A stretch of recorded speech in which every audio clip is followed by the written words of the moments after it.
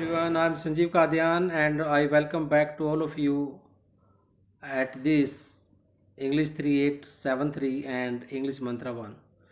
My dear friends, in last class we discussed some words related to banking.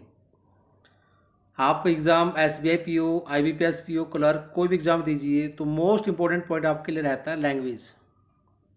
लेकिन 99% of the students all India में की बात की जा रही है, ऑल इंडिया के अंदर 99% स्टूडेंट्स हमेशा क्या करता है, या तो नाउन को याद करता है, प्रोनाउंस के रूल को याद करता है, और करते करते 2 से 3 टॉपिक के बाद पिछले रूल्स को भूलना शुरू कर देता है। तो माय डियर, मैं कहना चाहता हूँ कि मोस्ट इंपॉर्टेंट थिंग आपके लिए अगर कोई चीज़ है तो वो लैंग्वेज है, ग्रामर नहीं है, रूल्स नहीं है। अगर मैं आपको कहूँ कि ग्रामर को जस्ट 2 से 3 मिनट में ख़त्म कर सकते हैं तो ख़त्म हो जाती है 2 से 3 मिनट के अंदर।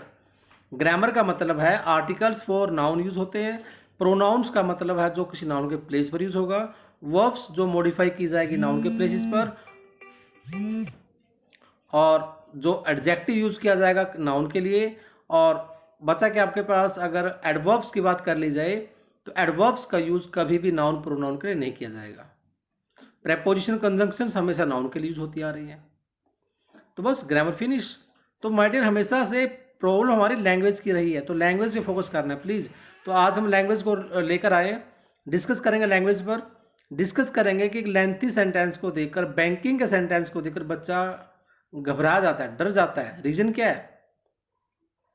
क्योंकि बच्चे का टारगेट कहीं ना कहीं छोटा हो जाता है। बच्चा सोचना शुरू कर देता है कि शायद उसके लिए एग्जाम नहीं, उसके लिए ग्रामर जरूरी है। उसको जो ग्रामर छोटे छोटे सेंटेंसेज में, छोटे छोटे शब्दों में समझ में आ रही है, ट्रिक्स में वो कैप करवाई जा रही है, तो शायद वो आसान है। तो माय डियर, जो आसान है वो पेपर के लिए आसान नहीं है, पेपर में नहीं आने वाला। तो पेपर के लिए क्या जरूरी है, पेपर में आएगा क्या, उस पॉइंट ऑफ व्यू से एग्जाम की तैयारी करनी है।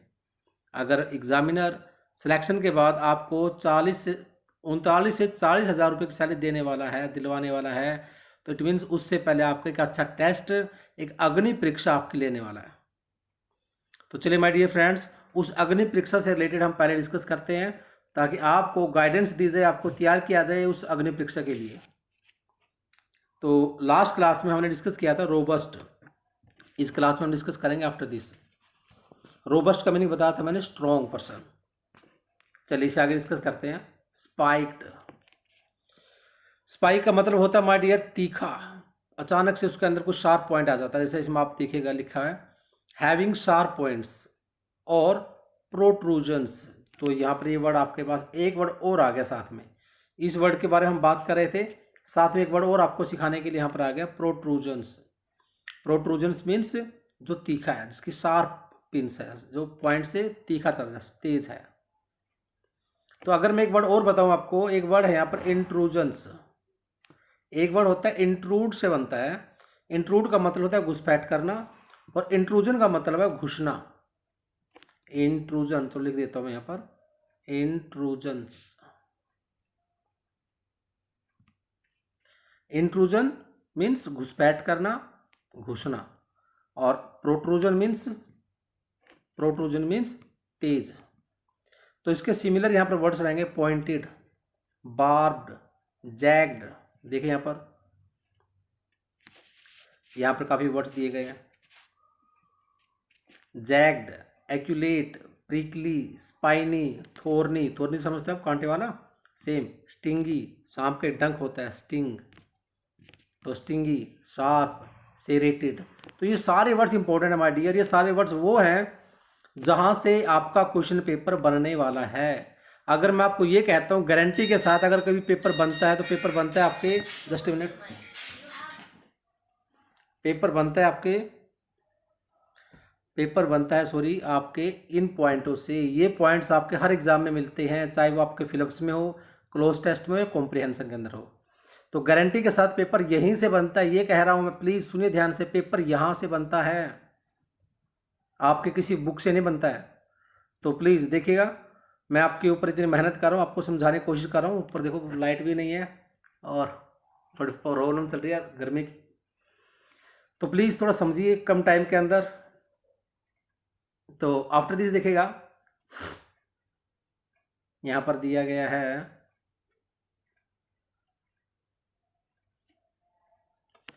इसके दिए गए अपोजिट वर्ड्स। तो जो तेज है, जो कांटेदार है, जिसको हाथ लगाओगे तो कांटे वाला मिलता है, तो उसका अपोजिट क्या होगा? Smooth, rounded, blunt. Blunt means आपको मैंने पिछली क्लास में बताया था, ब्लंट मीन्स होता है, जैसे मैं बोल रहा हूँ दिस नाइफ इज ब्लंट, यानी कि जो चाकू है वो मोटा हो चुका है, इसकी धार पतली हो चुकी है, इसकी धार मोटी हो चुकी है, धार तेज नहीं है। तो सेम, अनपॉइंटेड, राउंडेड, तो ये सारे आपके इसके अपोजिट वर्ड्स रहेंगे। तो आफ्टर दिस देखिएगा इसका यूज करना कैसे है। सबसे इंपॉर्टेंट है use. The cactus had spiked thorns. Cactus plant होता है, उसके ना तेज कांटे वाले, उसके पास तेज धार वाले कांटे होते हैं। That made it difficult to touch, जिसने उसको डिफिकल्ट कर दिया टच करने के लिए। विदाउट गेटिंग प्रिक्ड, बिना चुभन के टच किए करना उसके लिए उस चीज़ को, उस प्लांट को टच करना मुश्किल है। Made it difficult to touch without getting pricked, बिना चुभन के, बिना कांटे लगे आप उसको टच नहीं कर सकते। तो नेक्स्ट देखिएगा, नेक्स्ट वर्ड है डेंटेड। डेंटेड आप समझते हो, गड्ढा, स्क्रैच, गाड़ी वगैरह पे डेंट पड़ जाते हैं। तो डेंटेड का मतलब है, यहाँ देखिएगा लिखा हुआ है मार्क्ड और मार्क्ड और इंडेंटेड बाय अ ब्लो और प्रेशर, किसी प्रेशर से, ब्लो से, धक्के से, चोट से निशान पड़ जाना, गड्ढे डाल देना। तो ये इसके सिमिलर वर्ड्स रहेंगे, इंडेंटेड, मार्क्ड, ब्रूज्ड। ब्रूज का मतलब होता है अगर मुझे कोई चोट लग जाती है तो उसे मैं कहूँगा ब्रूज्ड। बैटर्ड, बैटर्ड मीन्स अगर आपको स्क्रैच वगैरह लग जाती है, चोट लग जाती है, तो जो आपको आपकी जो स्किन छुल जाती है ना, उसको बोला जाएगा बैटर्ड। स्क्रैच्ड हो गया, निक्ड, गेज्ड, पिटेड, स्केयर्ड, क्रम्पल्ड, ये सारे सिनोनिम्स हैं, जिन इन सब का मतलब है नुकसान होना, पहले की स्थिति को तोड़ फोड़ना, बिगाड़ना, स्पॉइल कर देना। तो अगर मैं इसकी अपोजिट की बात करता हूं तो सेम वही रहेगा। इसका अपोजिट क्या रहेगा? Smooth, unblemished, intact. Intact means बिल्कुल एज इट इज जो पहले था, उसमें कोई स्क्रैच नहीं हुआ, कोई नुकसान नहीं हुआ।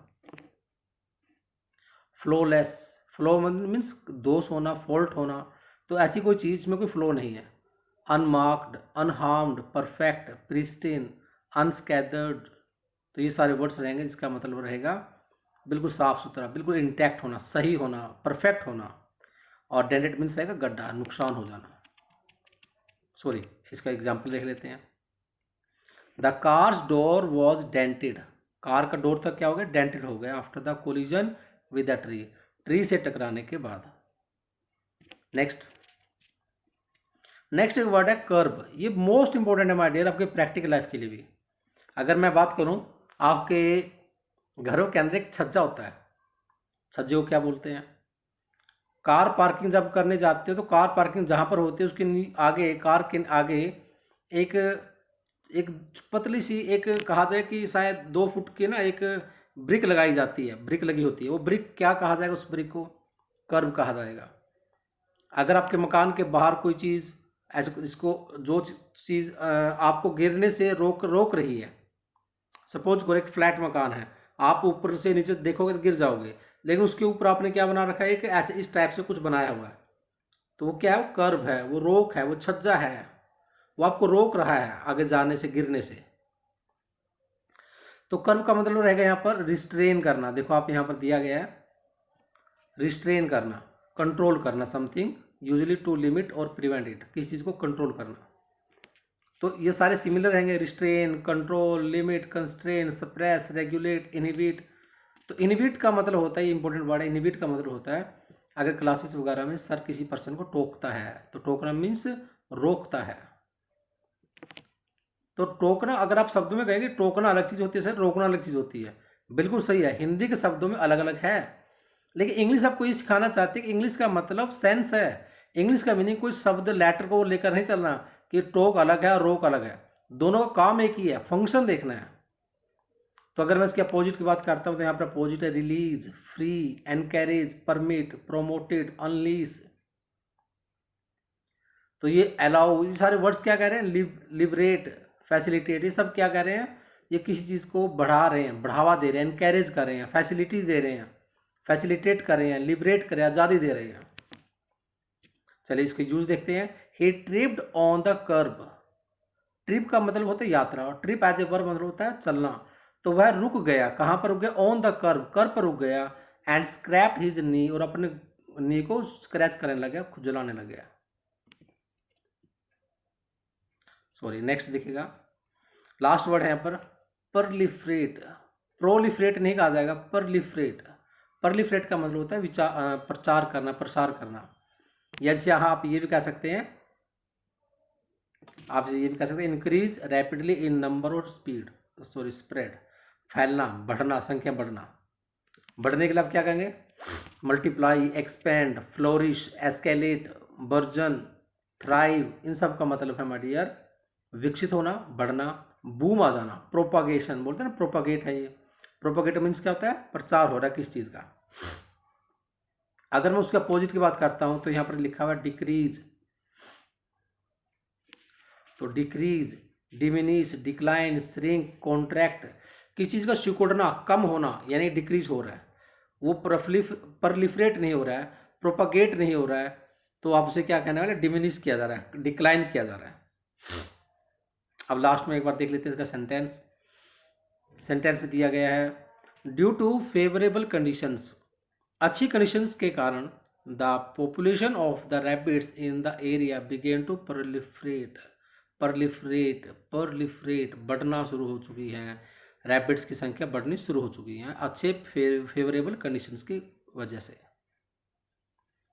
तो यहाँ पर माय डियर कुछ वर्ड्स मैं आपको लास्ट में बता देता हूँ। तो यहाँ पर माय डियर कुछ वर्ड्स, इंपॉर्टेंट वर्ड्स आपके, ड्विंडल कम होना, एब कम होना, कर्टेल रोकना, एबेट रोकना, रिड्यूस कम करना। तो ये सब रोकना, कम करना, ये सब क्या कह रहे हैं कि किसी चीज संख्या को बढ़ने से रोक रहे हैं। और मैंने आपको लास्ट क्लास में भी बताया था, क्योंकि बैंकिंग का मतलब है किसी चीज़ का बढ़ना और किसी चीज़ का कम होना।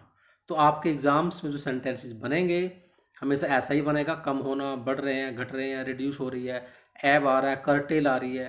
तो आपको पता होना चाहिए कर्टेल मीन्स कम करना होता है, रिड्यूस मीन्स कम करना होता है, श्रिंक मीन्स कम करना होता है। जब कोई चीज़ अचानक से बढ़ती है तो वो आपकी स्पाइक होती है, और अगर आप एकदम नीचे नीचे आ जाते हैं तो वो आपका डिक्लाइन होता है। तो ये सारे वर्ड्स आपके लिए मोस्ट इंपॉर्टेंट है। वो कैब इंपॉर्टेंट नहीं है माय डियर, ये आप कहीं ना कहीं हर बात को एक मिसअंडरस्टैंड कर लेते हो। वो कैब का मतलब ये नहीं कि आपको वो कैब के वर्ड्स को याद करना है, वो कैब का यूज देखना है, ये यूज करना कैसे है। इसीलिए मैंने आपके सामने कुछ सेंटेंसेस दिखाए हैं। तो प्लीज सेंटेंसेस को समझिए, वर्ड्स का यूज करना सीखिए, वर्ड्स को याद करना मत सीखिए। और मैं आपके लिए हर रोज एक वीडियो लेकर आने वाला हूँ। तो मैं आपसे एक ही रिक्वेस्ट करना चाहूँगा कि please before going from this place और video, just please don't forget subscribe, share and like this video. Okay, thank you.